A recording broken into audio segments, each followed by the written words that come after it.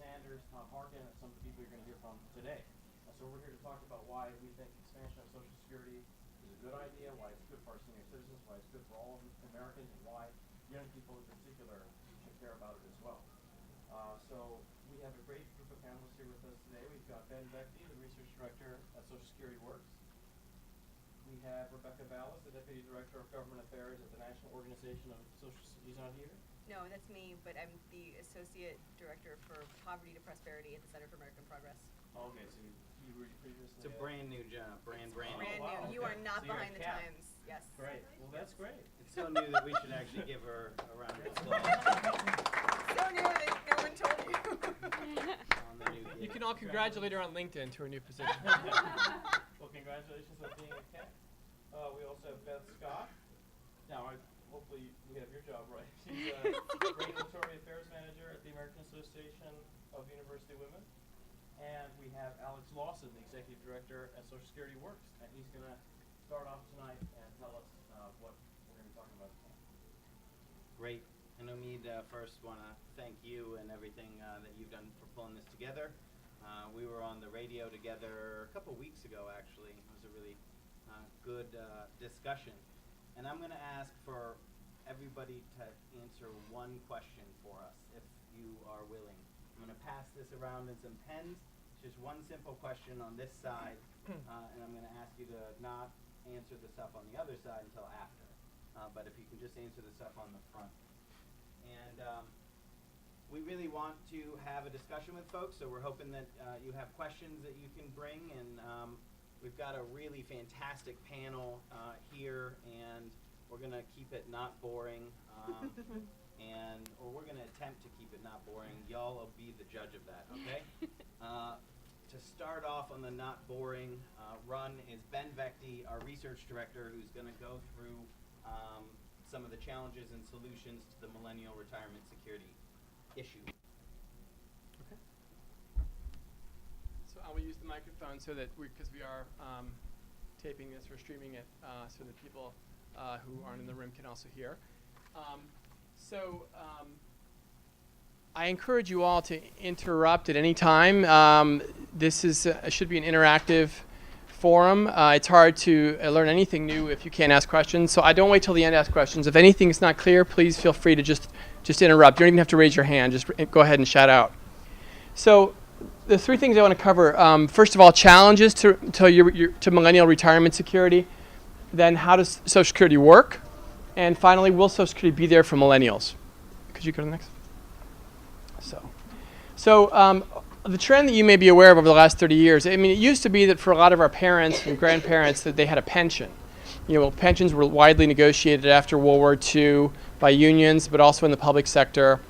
Those are on the way out. By the time you retire, pensions, probably only 3% of your generation will have pensions. So a pension means that when you retire, you get a certain percentage of your prior earnings every year for the rest of your life until you die. So it's a guaranteed annuity, it's called, because every annum, every year, you get that money guaranteed. That's going to be a thing of the past. You see that trend line. It's going to go approach zero by the time you retire. So pensions is something that we can no longer count on. Pensions have been replaced by 401ks, right? 401ks are individual. Oh, just postpone that by 4 hours.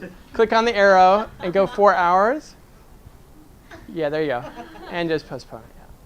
So pensions have been replaced by 401ks. 401ks are individual accounts. So sometimes employers match what you put in, sometimes they don't. If you're lucky to work at a progressive organization like I do, they may match 3% of what, up to 3% of your income that you put in. At many organizations, for example, where my wife works in the private sector, they don't match anything. It's just what she puts in. So it's not guaranteed that they match. And during tough economic times, employers often match less and less, or they freeze their matches. So 401ks have more or less replaced pensions. The trouble is when you had a pension, you had a guaranteed income for the rest of your life. When you have a 401k, all you have is what you put in and maybe what your employer put in.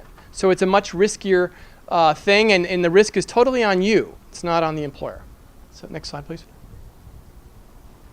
So analyses of what people of various generations are projected to have when they retire have been done. This is one of them. And it shows that if you continue your current patterns of behavior, if based on what you now earn, if we project that increases, say, 5% every year the rest of your life, and the blue columns are what people at various ages are projected, this is what they currently have towards retirement, not what they're projected to have, what they currently have. And on the right, the red columns are what Fidelity says you should have at that age. So the columns for Fidelity are age 30, 40, 50, and 60, what you should have as a percentage of your income. So by the time you reach 60, you should have 6 times your income. So if you make $60,000 a year at that point, you should have $360,000 saved in order to maintain your standard of living in retirement. At age 30, you should have half of what you earn, so saved up. So say if you're making $45,000 at age 30, you should have saved $22,500, right? But in reality, the typical household, 25 to 34, has saved 0%. In other words, of their salary. In other words, they've saved nothing. So the majority of millennials between 25 and 34 have saved nothing towards retirement. Okay, some people have saved, but the majority have saved nothing, because the median means that the middle person in the distribution has saved nothing. And it doesn't get much better. With the people who are 35 to 44, they've only saved 6% of their income towards retirement. They're supposed to have twice their income saved, right? And it doesn't get much better. Another thing that you see here is the reverse pattern, how it's getting worse with each generation. Only 38% of those approaching retirement have saved what they need to save. But it's 0% for 25 to 34. So next slide. These are projections for what you will have at retirement, what I was saying before. What you'll have saved at retirement if you continue your current income and savings patterns. People born during World War II have been able to replace almost 100% of their prior earnings, average prior earnings over their life course. Early boomers were able to save about 82%, but late boomers and Gen Xers have been able to save much, are projected to have much less in retirement. Gen Xers, which is my generation, is projected to only be able to replace half their income in retirement. Okay, so if you had an average income during your career of $70,000, you're projected to have only $35,000 a year to live on from age 67 until 90 or whatever. So half of what you used to live on is what you'll have. Now you might have nursing home expenses, you might have medical expenses, which medical expenses are about $5,000 a year for retirees. You could have a lot of expenses. That's not much to live on. And if you look at that trend line, millennials are probably going to be even worse off, although we don't have enough data yet to project that. Next slide. No, it's not all about it. No, but I want you to be realistic about the way things look right now. Now there's student loan debt, right, which has increased 380% since 2003. So we have, you all know this. So now we say you don't have a pension anymore. You're supposed to save on your own through your 401k and IRA. Oh, but you're going to graduate with $50,000 of debt, right? So you can start saving for retirement once you've paid that off when you're 50, right? So you don't even have that many years to save for retirement because of this. So next one. So Social Security will likely provide most of your retirement income. Today, Social Security provides virtually all income for a third of retirees and over half of the income for 2/3 of retirees. But because millennials are likely to be much worse off in terms of pensions and other savings, those numbers are probably even going to be more so, that probably 3/4 of you will rely on it for half or more of your, or for virtually all of your income, and virtually all of you well, it'll be a lot worse off, let's put it that way. Next slide. So how does Social Security work? Social Security is going to probably be what is the bulk of your retirement income, so you should understand how it works, right? How is it funded? Do any of you know how it's funded? Payroll taxes. Right. So payroll taxes. How is that different from the rest of the budget? How is the rest of the budget funded? Right? Regular taxes. Exactly. Right. So income taxes, corporate income taxes, personal income taxes, excise taxes, customs duties, everything else, right? So in one pot you have one pot of money which is payroll taxes and another pot of money which is all other taxes, right? The rest of the budget, defense spending, education spending, everything else, foreign aid, is all funded from all these other taxes. That's one, so that's the right half of the room. On the left half of the room you have payroll taxes which fund Social Security, okay? They're separate pools of money, right? So what percentage of the budget do you think, what percentage of federal spending, of the federal budget, do you think Social Security makes up?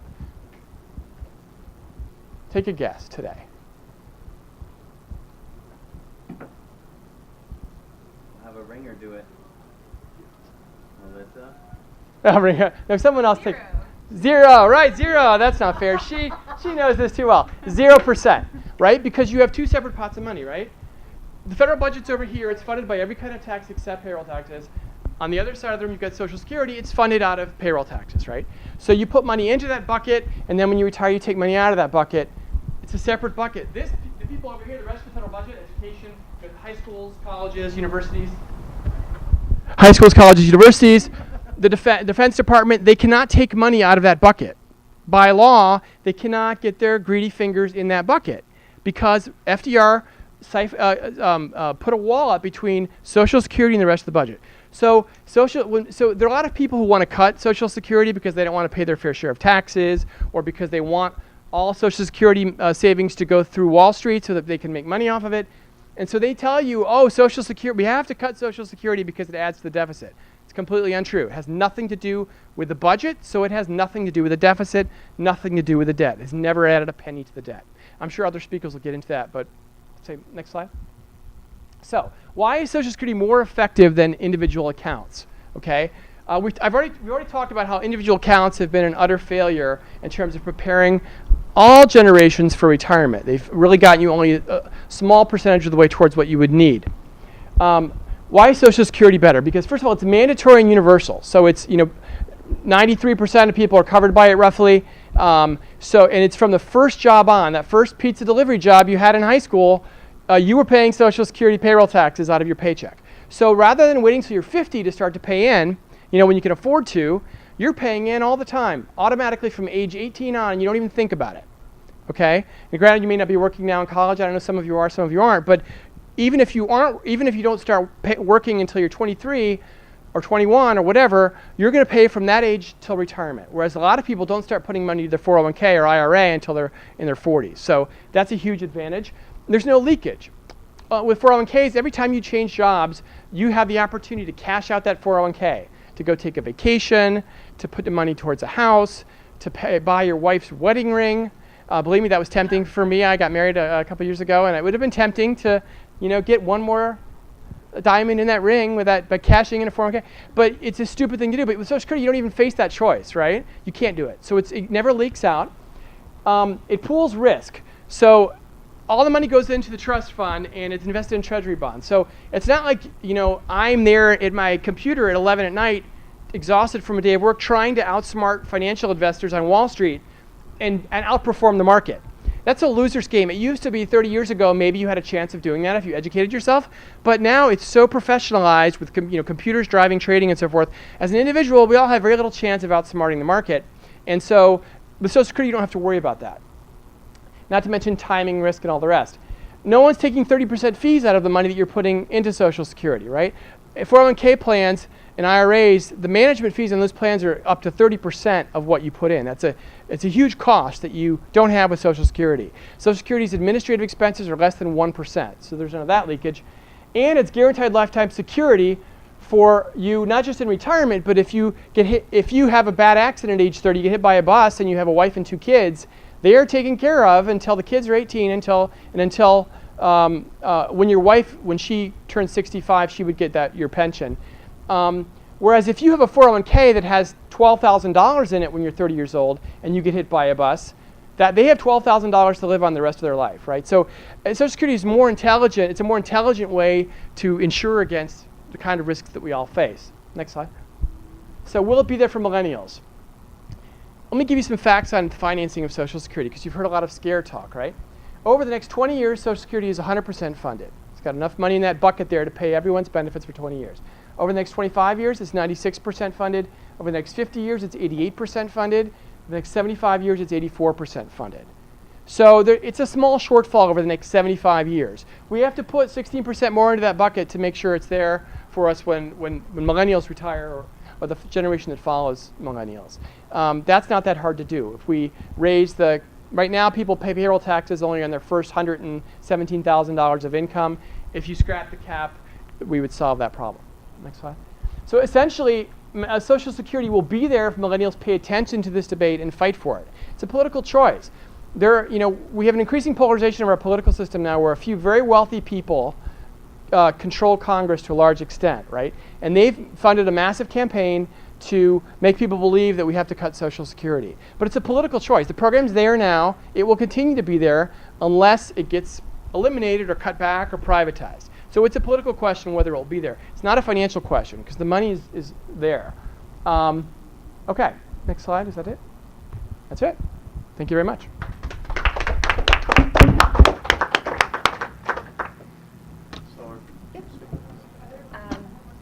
Yeah. For me, though, not for this one.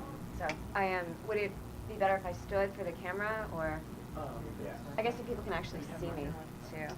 I mean, what is the next? Yeah, I'll do it. Okay, you got it. All right, sounds good.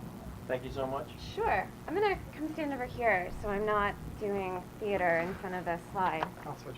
All right. So hi, come on, arms up. It's 8:30. We're all getting a little sleepy. Come on. All right. So I'm Beth Scott. I'm with the American Association of University Women, and I have a confession to make.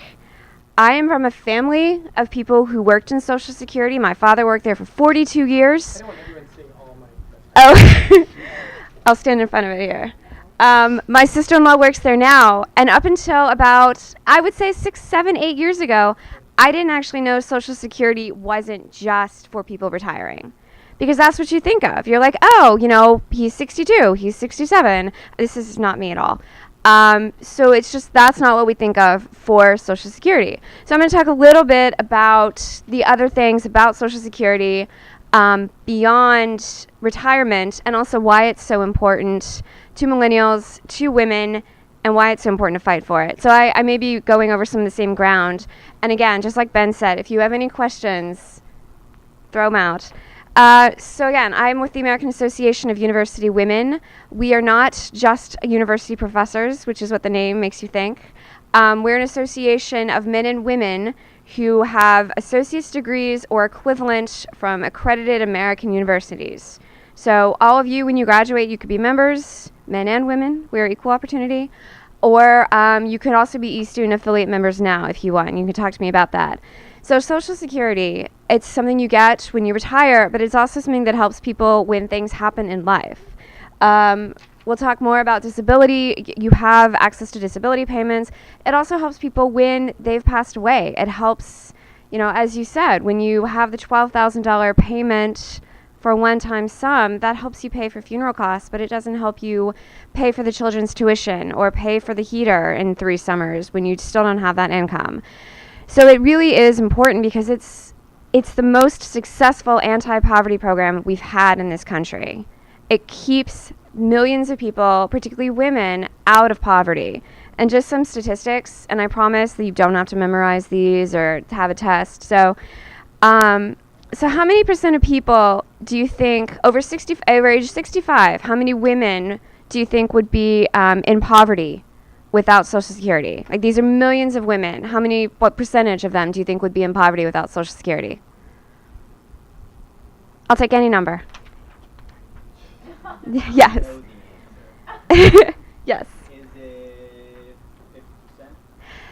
50%? It depends how you do it. We have 23% that rely on Social Security for all of their income. But without it, it would be very close to that because poverty rates are so low and things like that.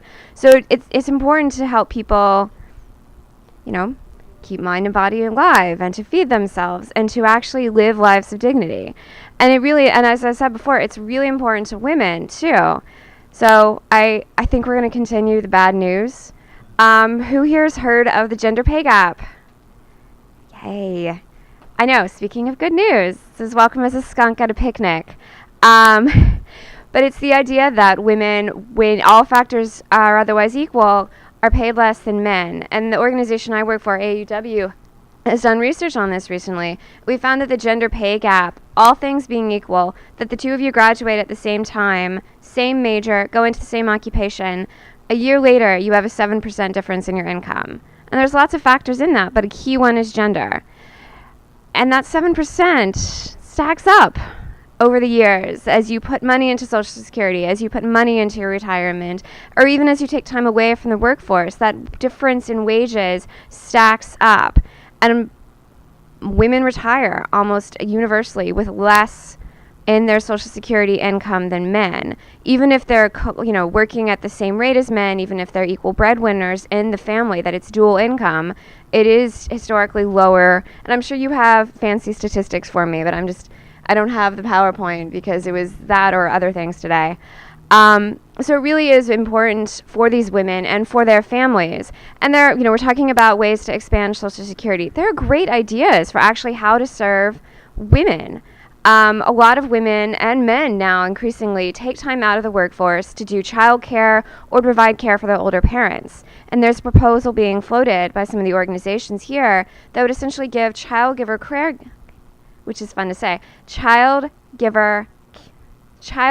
giver credits. Anybody want to say that with me? For time out of the workforce, that it would essentially compare your income and give you a credit for that because you have to have certain amounts of credit to be considered eligible for retirement. So there's that. There's also, changing, as you say, the payroll tax. There's all these ways to basically make Social Security stronger and expand it. And I'm running through a lot of ideas because I know we want to open it up to more people in more panels, and y'all are college students, and I'm sure you have midterms to do, or finals, or papers, something. It's what? Something in between. Okay. Quarterfinals, I guess. But I really do want to open this to questions, but you're talking about the millennials paying attention to the debate and fight for it. There's a reason that people pay attention to senior citizens. It's because they vote. They vote in blocks. They vote for their own interests. And there's not yet a reason that people pay attention to millennials, even though you're a larger population than the baby boomers, is because you haven't solidified your patterns of voting yet. Just because you haven't had the chance to solidify your patterns of voting yet. Just because you haven't had that many elections to do. So that's really the way that you make a politician to you. Because I don't know any politician worth his or her salt as a politician who would say, oh, let's just get rid of Social Security. Oh, let's dramatically weaken it. Oh, things like that. When they're not going to serve the interest of the largest population this country has ever seen. But I mean, it's up to all of you to actually make them care about it, to let them know that this is an issue. We're fighting not just for cuts, but to expand Social Security. So that's a lot of information, and I'm not quite sure I was coherent with it. So I'm going to turn it over to the other PowerPoint, and I'm happy to take any questions. Thank you so much. Sure.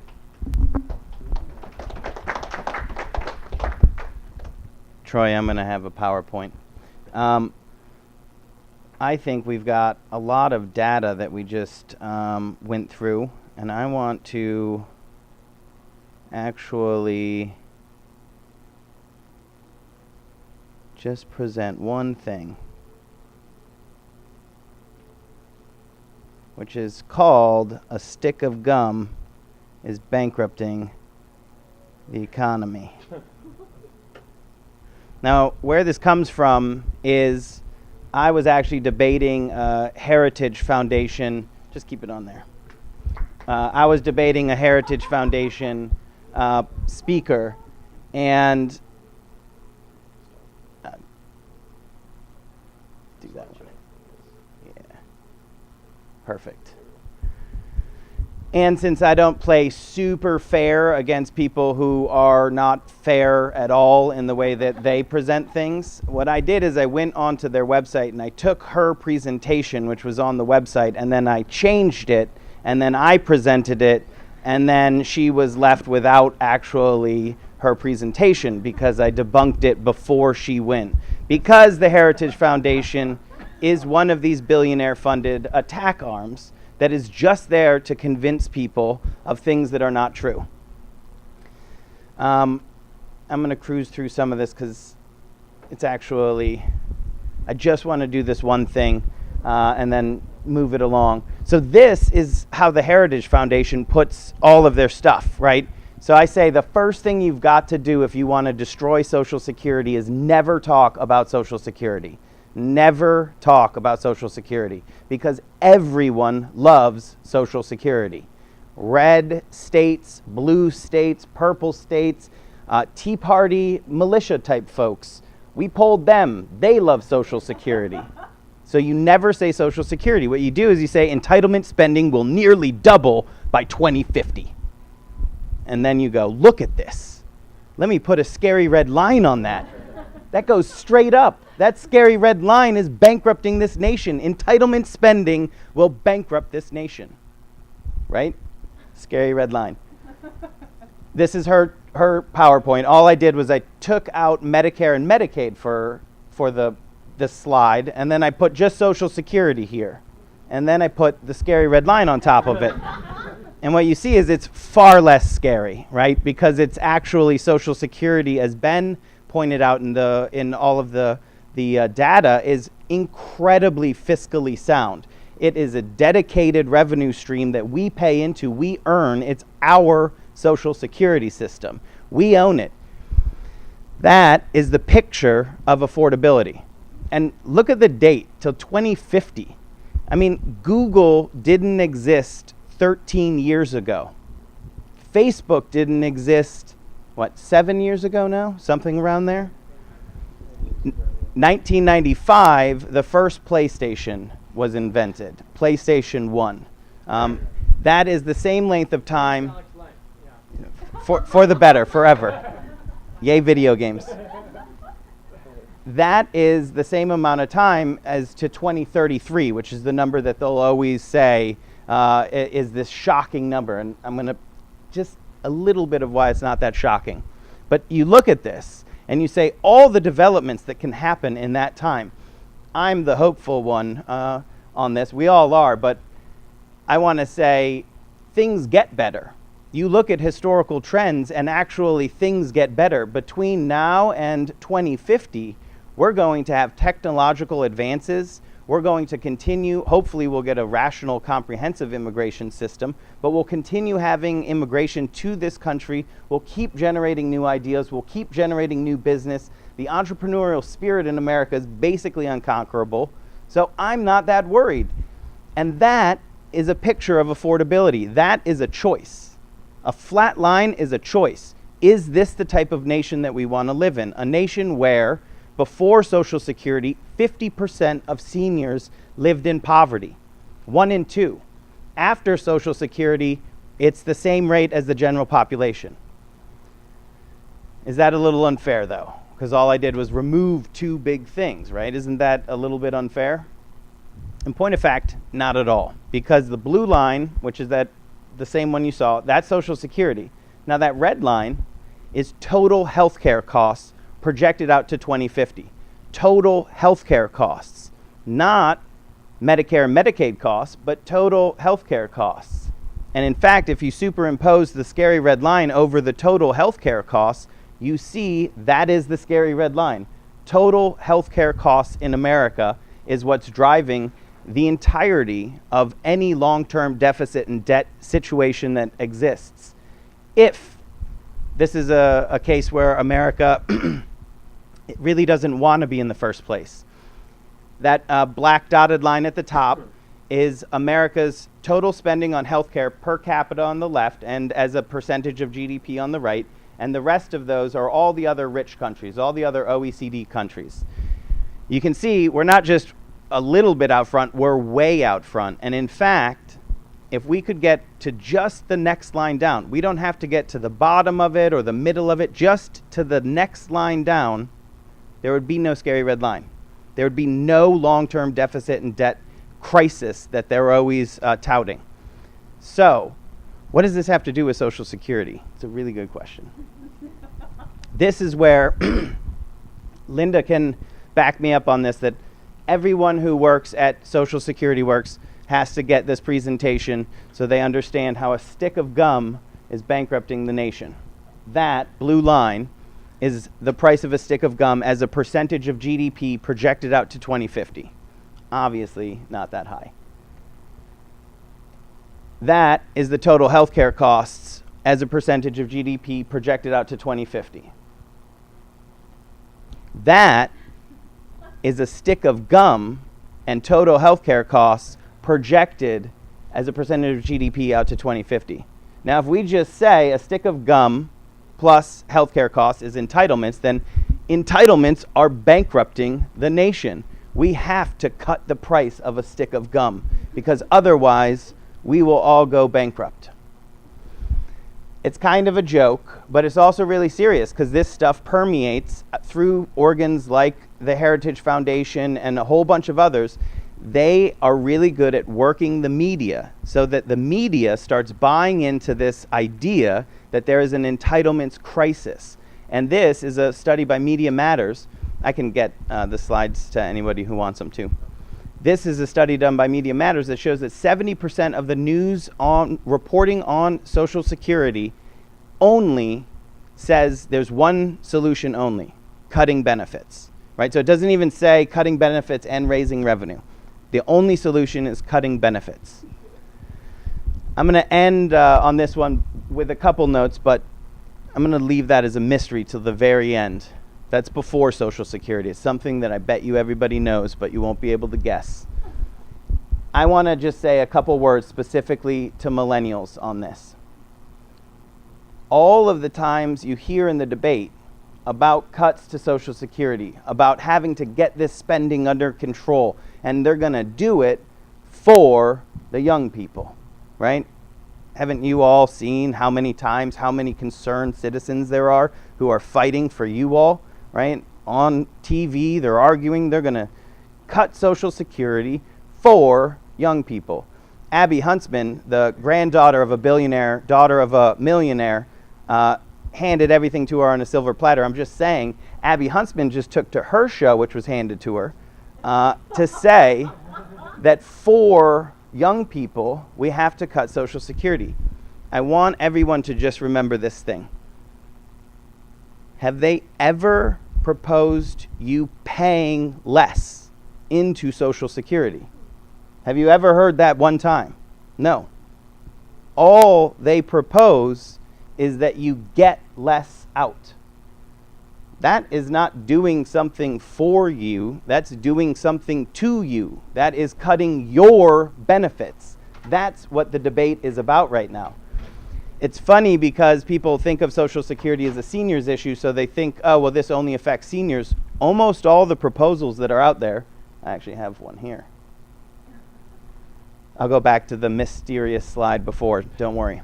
This is how the cut works, and you can see, actually I probably have to explain it. To the left is how old you are in 2012. So 57 all the way to the left, and then as you go to the right, a person is 7 years old in 2012, and you see their cut is $12,000. And a person who is born in 2015, their cut is $12,110, which is a $2,878 cut. And you can see the younger you are, the steeper the cut. That's what they're proposing. That's why I want you to remember when most of the time when they're talking about doing something for the millennials, it's really, you should just think, is this for me or is this to me? Because if they're talking about you getting less but paying in the same, it's definitely to you. And that's why this is an issue. The only way, as Ben said, that they're going to take our Social Security from us is if we actually let them. The hustle is convince everybody they're going to get nothing. You're going to get zero. So then you'll accept 80 cents on the dollar that's owed to you. 80 cents that you will get paid if you don't allow them to cut your own benefits. I want to get to the questions. The mysterious slide, this is the Monopoly board. This is the Monopoly board before Social Security.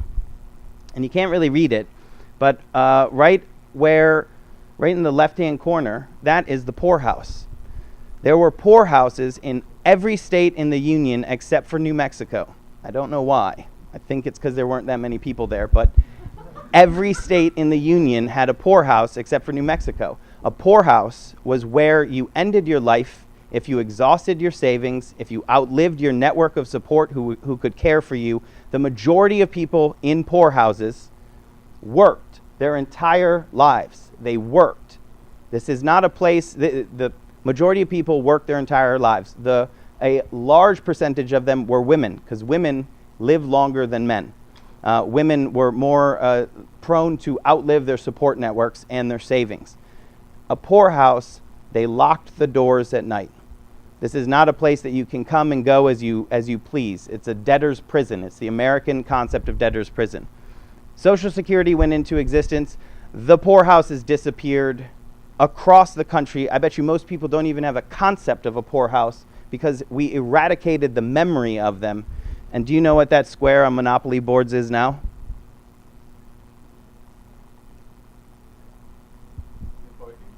Bingo.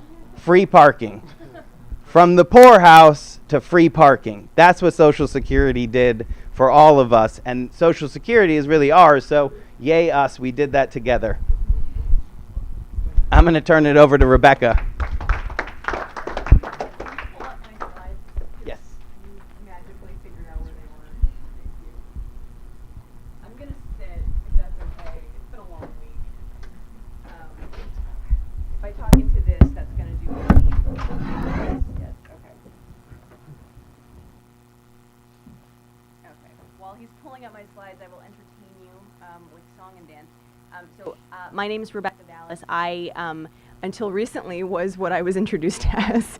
As of very recently, I am now at the Center for American Progress. I am helping to run their Poverty to Prosperity division. March 2015. That sounds very new age, doesn't it? It's gotta be that one. 2015 might be even better than what I was planning on saying.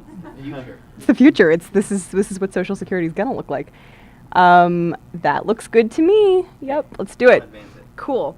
You have the new logo. on your Right, slide there. right. I added Yeah. that. That was for today. I even gave a little logo for GW Democrats. Right? See, that was for you guys. So, my background, which I think is worth sharing, is I kind of came of age as a legal aid lawyer in Philadelphia. Representing poor people with disabilities, and that is kind of the perspective that I bring to this stuff, right? So I came to love Social Security, and I will use the word love, because my clients really counted on the Social Security system to put a roof over their heads, to put food on the table, to be able to live independently and not live in institutions. That was really how I came to love Social Security, and so that's why I care about it. It's why I work on it. Next slide. So I think it's useful if we're talking about Social Security to sort of start with why we even have the program. I appreciated in the intro, you mentioned 1935, FDR, right? So I find it useful to sort of start with the purpose of Social Security as it was articulated when it was signed into law. So it was about the security of the men, the women, the children of the nation against the certain hazards and vicissitudes of life. Now, besides the fact that vicissitudes is an awesome word that we should use a lot more, I think this is useful because it sort of reminds us that it was about protection against the unpredictable, and that's really what Social Security is about. Some parts of it are predictable. Retirement, I will get old, right? We can predict that. We can hope for that. But other parts of it are not ones we can predict, like I will get hit by a car tomorrow and not be able to continue my life the way I expected. Next slide. So with that as the purpose, the way Social Security was constructed and the way it's grown up over 50 years is its protection in the form of kind of a full suite of insurance for American workers and their families. And I think an important thing to point out is that it's insurance that we would never be able to afford on the private market. Now, I say we, I don't know about you guys, maybe you are more like Abby Huntsman than I am, maybe you can afford this on the private market, but for the most part, most of us couldn't afford the level of protection that we get through Social Security on the private market. Next slide. So who benefits from Social Security? I think one way to answer that question is to say who actually gets benefits, who's currently receiving benefits from Social Security. By that measure, nearly 60 million American workers and their families are currently receiving benefits from Social Security. As I think was said earlier, it's become really a bedrock of economic security for people of all ages, not just older folks, people really of all ages. I'll get into that in a minute. And without it, nearly half of seniors would be poor, as would millions more people with disabilities, which I'll get into a little bit, as well as children who have lost their breadwinner parents. But I think the more complete answer for who benefits from Social Security is everyone who's protected by Social Security.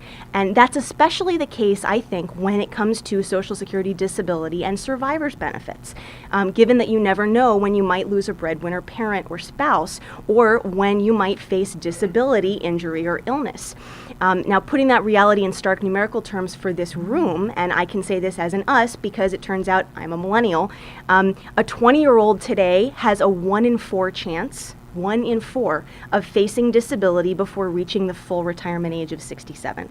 1 in 4. That's kind of crazy, right? We're often called the young invincibles. We think nothing's ever going to happen to us. 1 in 4, right? So by that measure of who's protected by Social Security, more than 9 out of 10 American workers and their families, and probably everybody sitting in this room, I'm going to guess, is protected by Social Security in case of death, disability, or retirement. Next slide. So I think it's important to sort of ask the question, what are the alternatives? Right? So part of what makes Social Security such a critical source of protection is that relatively few workers have access to affordable alternative sources of comprehensive coverage. Half of us lack private pension coverage, 4 in 10 have no employer-based life insurance, and very few, 1 in 3 civilian workers has employer-based long-term disability insurance, right? So those are what the alternatives would be. That's how few of us actually have them. And I think also instructive was in the Great Recession, we really saw, as I think Alex often calls it, and I think this is a good way to put it, 401ks become 201ks, right? We saw what happened with private investments. So Social Security ends up being that thing that we really all have to rely on, and that's just something I'm gonna build on as we move on. So next slide. So something I was asked to talk about a little bit is disability insurance. So who is aware of the fact that Social Security is not just for retirees? Okay, we've learned something today. Who's aware of the fact that Social Security includes a program called disability insurance? Okay, a few people.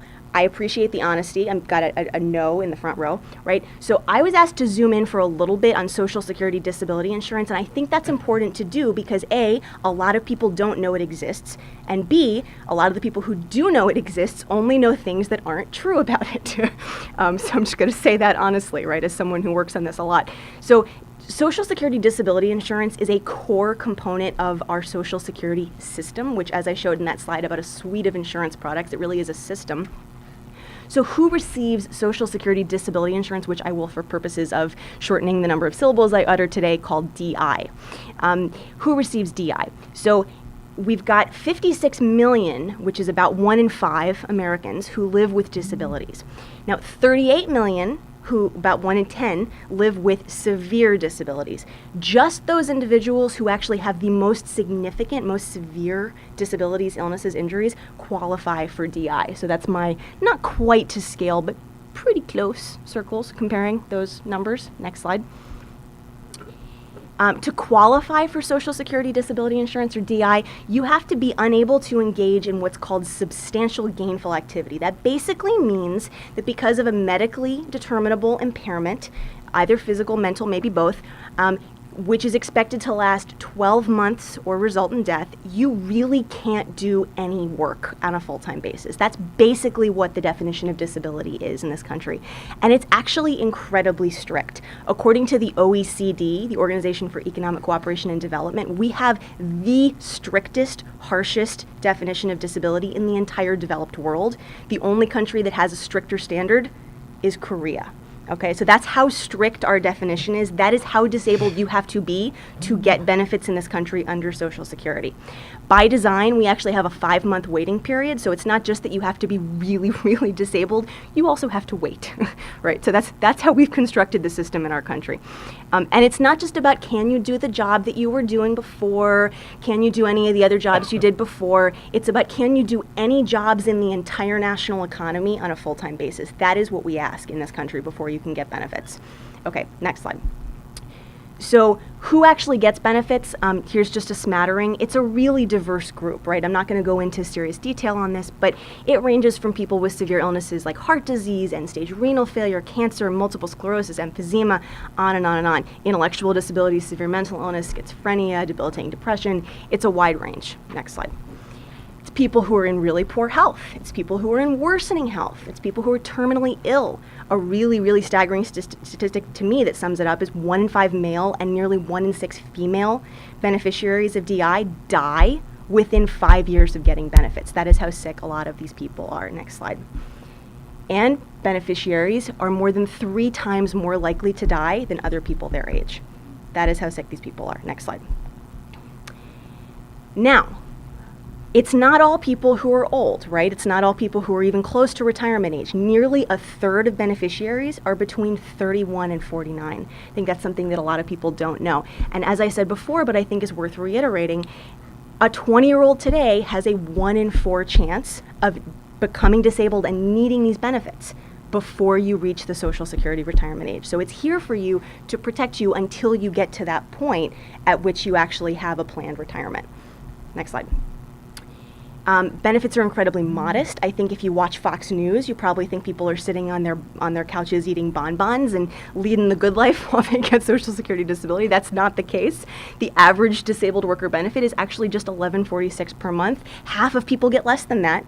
And even if you are trying to live on that, that is $38 per day. That's not even that much if you go to Starbucks a lot, right? Like you can exhaust that pretty quickly if you're having lattes. So for most workers, DI really falls short of the earnings that they had pre-disability.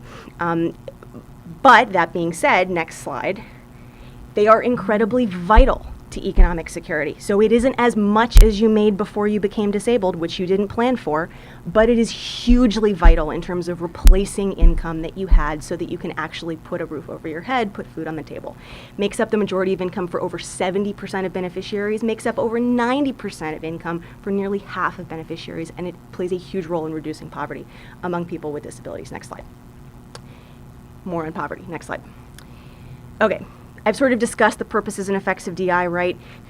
Prevents poverty, prevents hardship, helps people actually access things they need like food, like a roof over their head. Next slide. I'm moving fast through this because I want to actually get to questions. So an example of a person, this is a real person, Carol. I have met her. She worked as a rare documents conservator at the Library of Congress, right? A job I think a lot of us in this room could actually see ourselves doing. She was hit by a car while she was riding her bike to work. We were just talking about perils of biking in this city, right? This is why I don't bike to my job, right? That being said, she was hit by a car. She suffers a severe traumatic brain injury. She's left with almost no short and long-term memory. She can't even help her first grade son do basic arithmetic homework anymore, right? But what is there for her? Social Security is there for her in the form of disability insurance. And because of DI, they don't lose their home. They can actually continue to pay their mortgage payments. They can try and rebuild their life. They can access the care that Carol needs so that she can try and actually recover. Next slide. So where do we go from here? I think a lot of what the media does when it comes to Social Security and specifically to this disability program within Social Security is to try to scare people. Oh my God, it's full of fraud. Oh my God, all these people are just lazy and unemployed and they're getting benefits. If they were to share the facts with you, like I just did, you would probably say, wait a second, I think that's an important program. I think that's there for me. I think that's there for my friend Ben. I think that's there for my neighbor, as opposed to, oh, I've heard all these things in the media. And I have to say personally, as someone who cares about this program because of what it means for people who don't have an alternative, it's frustrating to hear that being all of the kind of hullabaloo. So I'm going to ask a question. Who has heard, well, this is going to be of a subset of the people who had ever heard of Social Security disability insurance, but of those who had ever heard of the program, who's heard that it's going bankrupt? Showing of hands. Okay, cool. So it's not going bankrupt, right? You heard from Alex before and you heard from Ben before that the program is actually doing fine, right? It's actually really in sound financial shape. You wouldn't know that to hear what the media say about it. This is also true for disability insurance. The program is not going bankrupt. What needs to happen is something that's fairly routine, good governance kind of stuff. We need to equalize the solvency between 2 trust funds. This is something that's been done 11 times in the past because sometimes we have demographic shifts.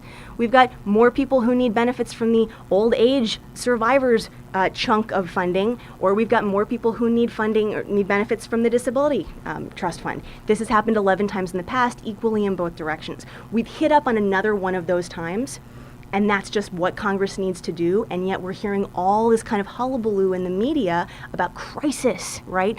And for people who have very short memories, they don't remember that this happened as recently as 1995 when we decided we were going to get ourselves to the point that we're exactly at right now. So that being said, I've given you something that says Project Video, Project Computer. No, I've given you a quote from the last time we faced exactly the situation that we're at right now.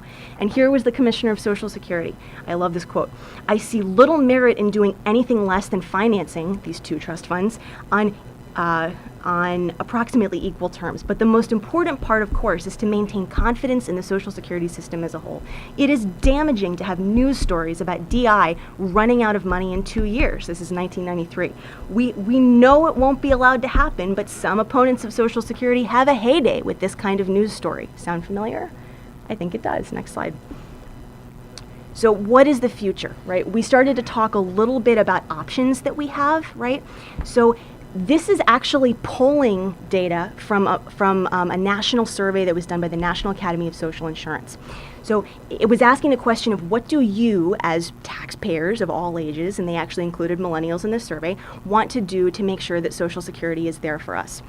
And so they asked questions, and they got to this package that 7 out of 10 Americans preferred. And this is Americans in both political parties, actually all political parties, they also had independents, all income levels, and all ages. And what folks preferred, 7 in 10, was a package of reforms that would completely eliminate any long-term financing gap, that would actually bring in additional revenue, and that would increase benefits. And so what it did was it scrapped the cap, right? That people were all in favor. Let's totally scrap that cap.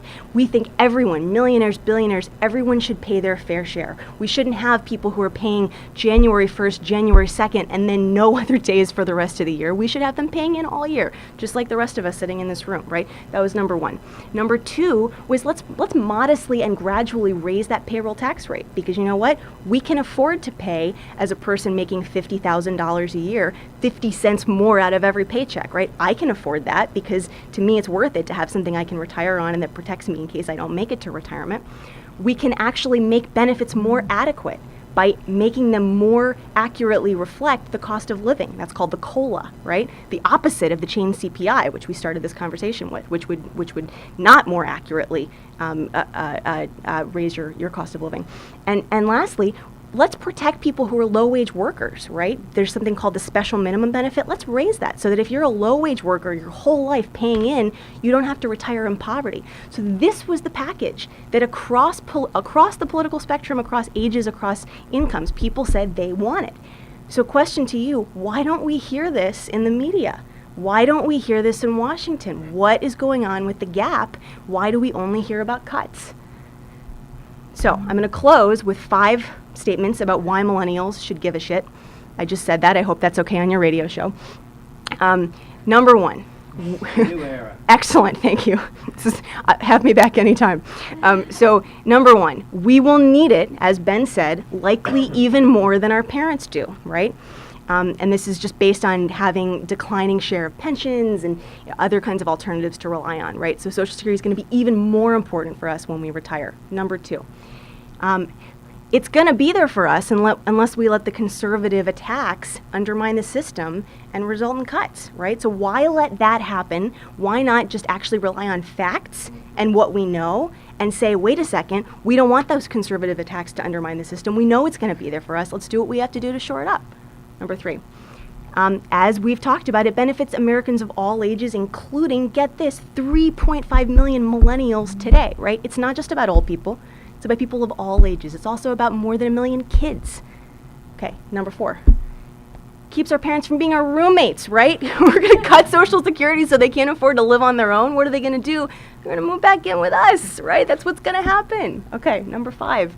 Because it's a false choice to say we have to cut Social Security because we have this, incredible deficit or this debt or we can't afford it or we've got this other stuff that we've got to invest in. It's a false choice. We can afford what we want to afford. A budget is really a statement of priorities, right?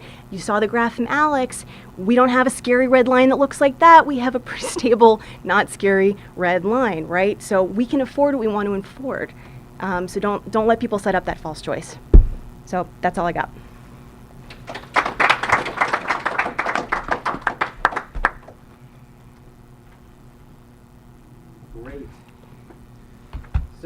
we move to a Q&A part, and I'm expecting a whole lot of questions. I hope you brought your questions.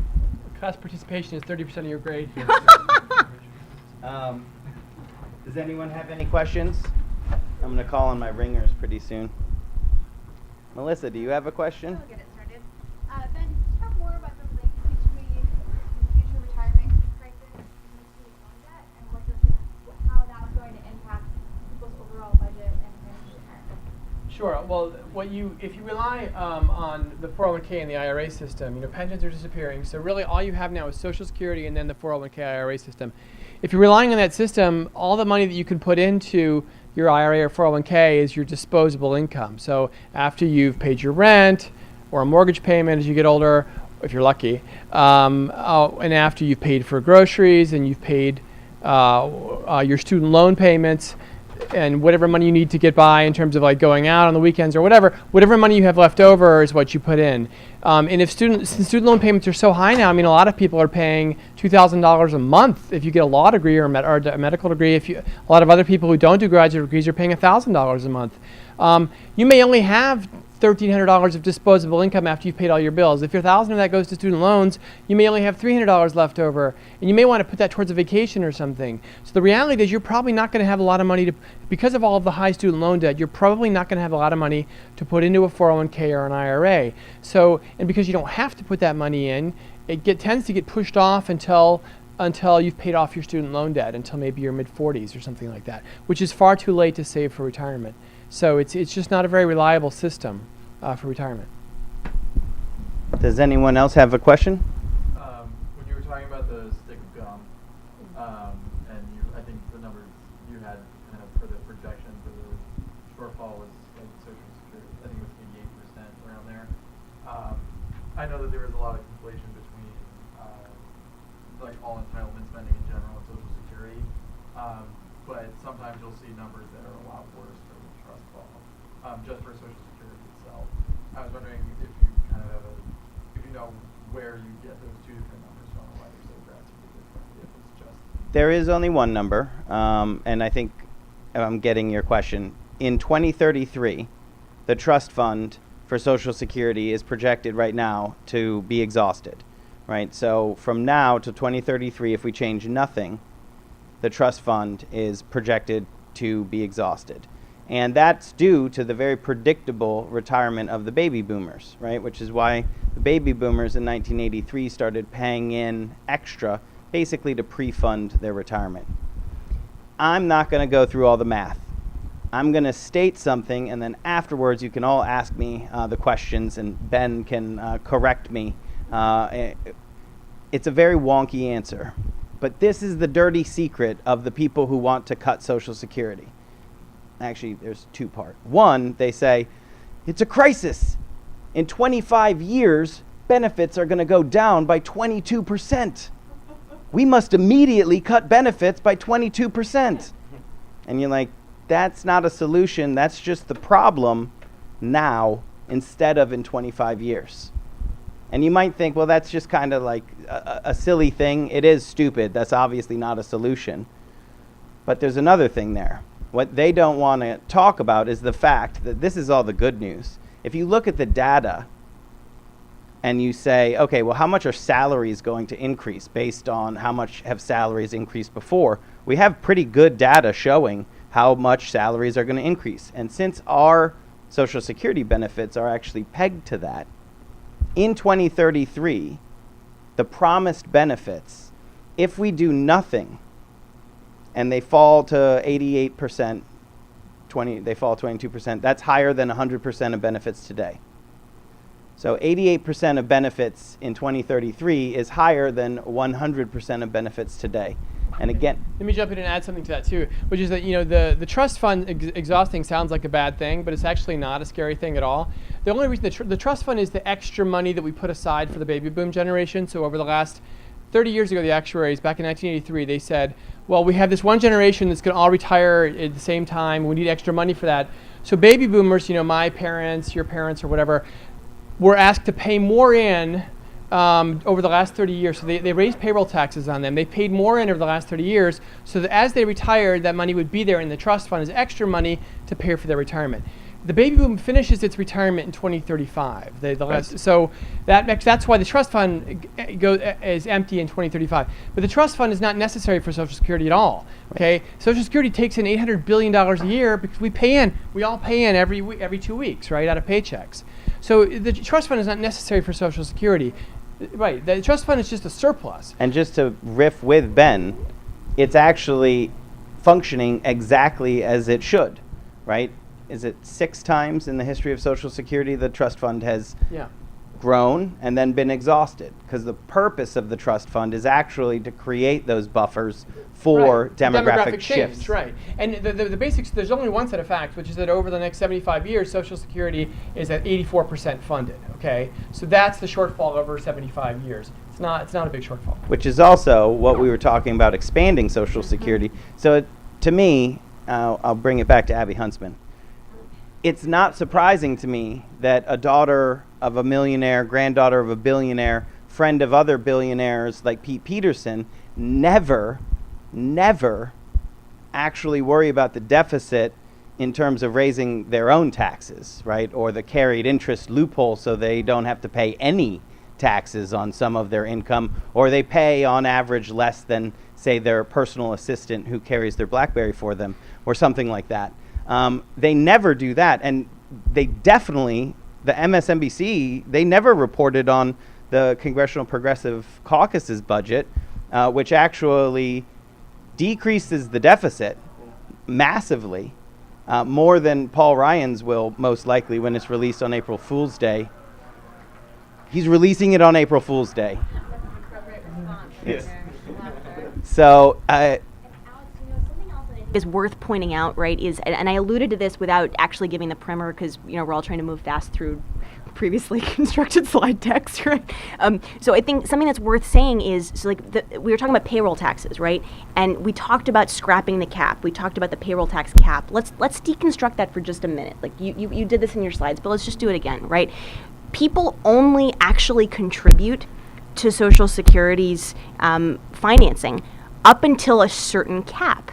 And right now that cap is at $117,000. After you hit that cap, if you are a super well-paid person above $117,000, you stop contributing after that point.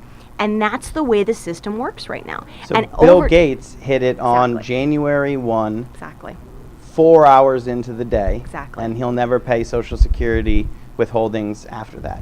But a person who doesn't even make $117,000, right, is never going to hit that cap over the course of the year and is just going to keep paying in the next year and the next year and the next year. Which is why they only you only hear these people saying we have to cut Social Security, right? You don't hear them saying we have to cut defense spending to cut the deficit, right? Because a lot of them benefit from defense contracts. Like a lot of their clique does, so they're against that. And what we've seen over time, and Ben probably has the exact numbers at his fingertips, is as we've actually seen growing inequality and we've seen people getting richer, right, at the one end of the spectrum and people getting poorer at the other end of the spectrum, we actually capture less of the wealth at the top of the spectrum than we used to with that payroll tax cap, right? So there's actually good empirical evidence saying we should raise that cap because we're failing to capture as much of the nation's wealth as we previously did. But there's this huge lobby saying, let's not do that because that's us, right? Mm-hmm. So that's what's constraining us in this debate, which feels very much like it's happening on one side, to saying, how much should we cut, right? As opposed to, how much should we be paying in? And how much should those people over here who are driving the debate be paying in? And on April 17th, the average 1% person in America stops paying into Social Security. And then for the rest of the year, they won't pay into Social Security.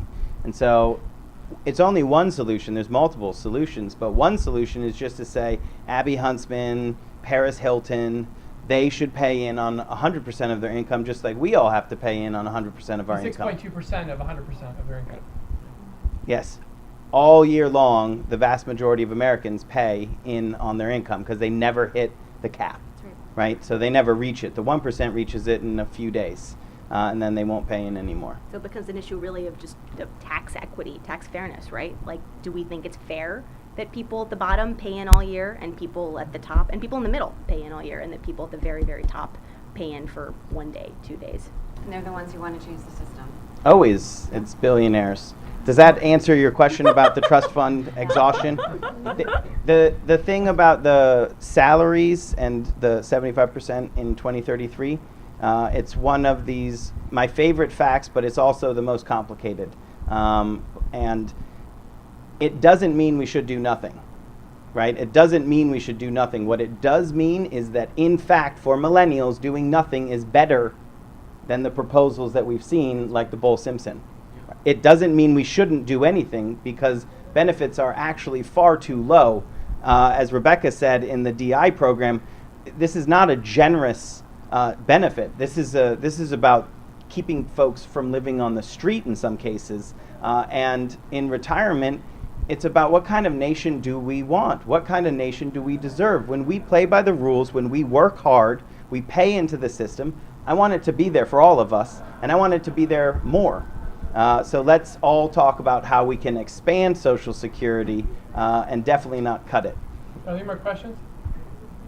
Yeah, a proposal that is talked about a lot is like raising the retirement age. You guys didn't really push, but like, what are your thoughts on that as like maybe a compromise? Well, trouble is not fair because the Good question. Yeah. I just want to say first, good question. Good question. Beth, do you I'm want not to saying that take I something? Go ahead, yeah. support that Yeah. over what you guys said. I'm just curious. It's a great question. Sure, question. Sure, and I'll defer to the statistics people over here because I'm not the statistics expert and don't pretend to be. So I personally, I think all of us would maybe be okay with working till we're 67, 68, 69, because I think almost all of us are going to have fairly nice professional office jobs. None of us are going to be people who work line on construction or factory or you know, and there's nothing wrong with those jobs, but they are very demanding and they wear you out. And raising the retirement age hurts those people. I mean, it'll hurt other people who, you know, may not be able to access those benefits as, you know, as soon as they can when they need them. But it really is just, it's a very unequal way to address a problem that really, as we talked about, isn't an actual problem. And this will also, you know, you can, as you said, you're at the retirement age, and right now when you hit the retirement age, that's when you get your full benefits, but you're able to retire before that, but just at reduced benefits. And as we're talking about, that it's not enough right now, and if you raise it, and I know someone who is just waiting till she can retire, and she's just waiting for that extra 2 months so she can make 65. So because that's an incremental change to her benefits, but that's going to be what takes, you know, what helps her pay for her medicine that month. So it really is just, it's a bad solution to something that's not a problem. So, and it'll hurt women particularly too. So. And a majority of people today retire at 62.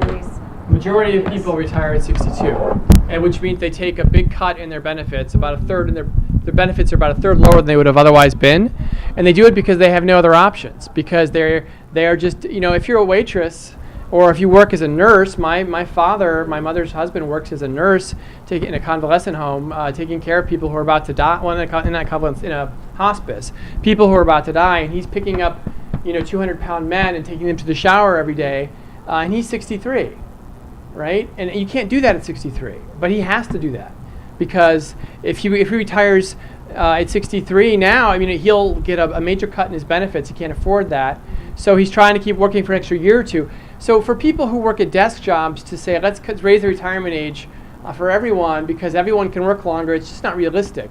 If you leave Washington, D.C. and you go talk to average people that you encounter every day in your life, you'll see that most people can't imagine working to age 70. So it's just not an equitable way to address the shortfall. The shortfall is relatively small. It's only about 16% of funding over 75 years. Let's just either scrap the cap or maybe raise the payroll tax slightly from 6.2% to 7%. There are other solutions that make more sense than making those people who aren't able to work longer wait for their benefits. Alex, do you want to talk about how it's a benefit cut? Yeah, that's what I was going to do. Yeah. So there's all of this is extremely true. 2 other facts. One is that we're not all living longer. Actually, rich people are living longer. Poor people aren't living longer, and it's not equally distributed across racial and ethnic lines either. So really what we're talking about is that on average the wealthy are living longer, but not all Americans. That's one fact. The other one that I think is kind of really relevant for everybody is that raising the retirement age isn't like a benefit cut. It is a benefit cut. It is actually just the same thing because of something that Beth brought up, which is it's calculated based on the full retirement age. I think we could go do a lot by changing that to full benefit age. It's not when you can retire, that's when you get your full benefit. And everything else is calculated off of that. So is it 6.5% cut? 6 2/3. 6 2/3% cut for every year the Social Security retirement age is increased. It's not in case you do something or another thing. It's for everybody. That's just a benefit cut of 6.666. 6 2/3% for each year. And now, how this is you all have answered all of the questions well, so I know that you'll know this one. Do you know what the retirement age for you is? 67. 67. A lot of people think it's 65 still, right? It hasn't been 65. It's 66 for people retiring right now. It's 67 for all of us.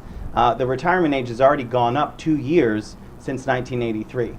So 67 is where the starting point. And each year you raise after that is just a benefit cut of 6 2/3%. And a lot of poor people die by age 70, before age 70. So they may get nothing if you raise the age much further. So, One other point that I think is worth making, just because I'm trying to tie in DI with this as well, is I think people sometimes forget that the retirement system, the retirement portion of the system, and the disability portion of the system are very much linked. That they kind of have to be treated as a kind of a connected system, because when you do things to one of them, you end up seeing effects in the other. So this is actually a space where you see that play out really directly. So people often talk about like, oh, Social Security, it's gone bankrupt, let's just raise the retirement age. Well, guess what happens when you raise the retirement age?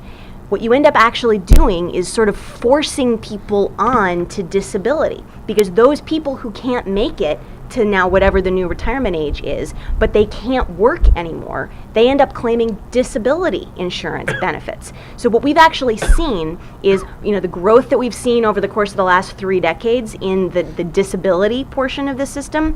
A full 5% of that growth is actually because of that 2-year age in the raise in the retirement age that we've seen. So as we raise the retirement age, we basically are just kind of, it's like a trick. It's like a math trick. It's like we're squeezing one part of the balloon and the air is going to the other part of the balloon. So it's really not a solution at all. It's just something that ends up fixing one of the trust funds a little bit when you look at it in certain ways.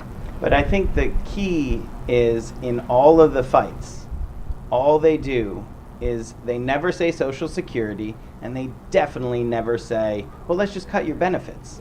So what they always do is they propose something that sounds kind of like true, kind of rational, right? Like, well, everybody knows everybody's living longer, so let's just raise the retirement age. That's because they can't say what they really want to do, which is a benefit cut, but that's what it is. And again, I think Same with chain CPI.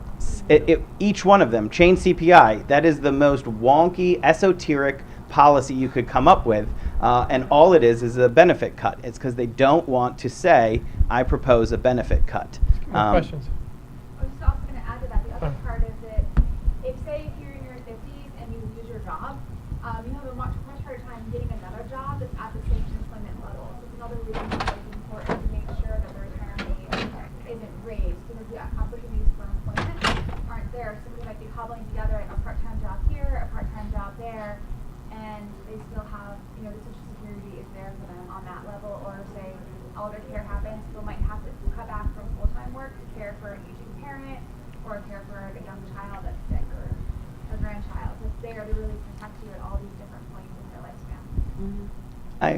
Are there other questions? I think we're running out of time. Yep, so I would like to close. I want to really encourage everyone to take some of the great materials on their way out. It's lots of great stuff from the National Academy of Social Insurance. And also, I have to carry back We'll put a bunch of this stuff in our office in case people are interested in thinking. You're so modern. But thank you, No, they're that little everybody who code came thing. out. Thanks for listening about Social Security at 9:30 at night.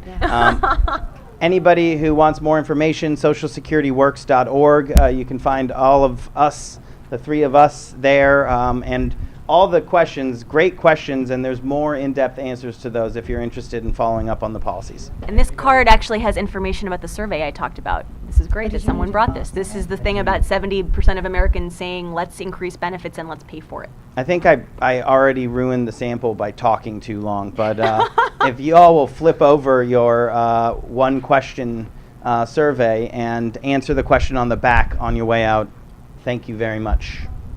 And if you guys are interested in internship opportunities or Do you anything do like your own that, graphics on there? I guess they can talk to you guys.